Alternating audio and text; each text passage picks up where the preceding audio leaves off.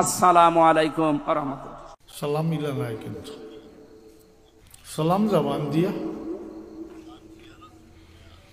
আত সালামর কোনো পাঠ নাই, অংশ নাই বলে আত না তুললে সালাম হইতো না, ইলা নাই।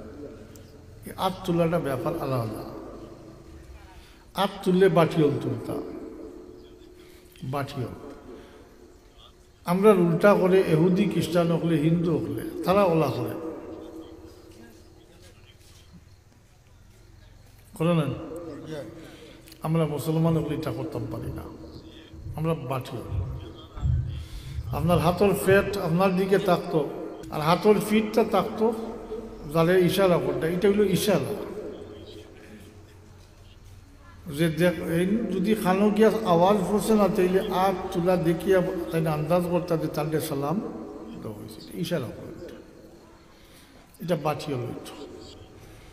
আমরা অন্যর অনুসরণ করতাম পারি না, কারণ মান তাসাব্বাহা বিকৌমিন ফাহুয়া মিনহুম। যে অন্য সম্প্রদায়ের অনুসরণ করব, অনুকরণ করব, হে হৌ সম্প্রদায় মুক্ত হয়ে যাব। নাউযুবিল্লাহি মিন যালিক। এলাই আমরা সব কিছু আলাদা।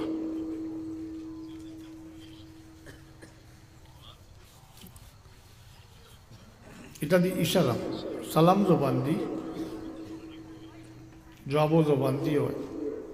এখন সালাম দিলে আপনি জবাব হইছে না, আপনার ওয়াজিব আদায় হইছে না। যত সময় জবাব দিচ্ছেন না, তত সময় গুনাহগার থাকবা। সালামের মাঝে কোনো ভেদাভেদ নাই, ছোট বড় কোনো ভেদাভেদ নাই। কারণ সালাম হইল দোয়া, সালামটা হইল দোয়া। যে বড় ছোটরে দোয়া দিলে সরম নি, মা বাপে বাচ্চান্ত লাগে দোয়া করেন না নি, কিন্তু সালামর কথা হোক কইবা ইয়া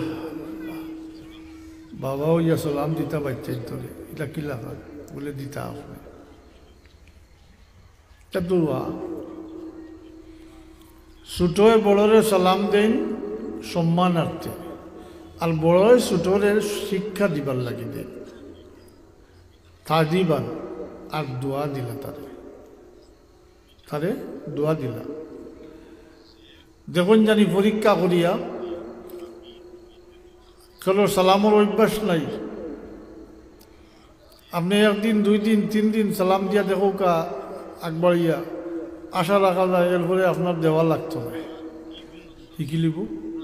তার বিবেকে বাধা দিব বলে তাই না আমার তাই বয়সও বড়, তাই না আমার সালাম দিতে উচিত তো আমি দিতাম, এই কেউ গেল না শিক্ষা দিবার।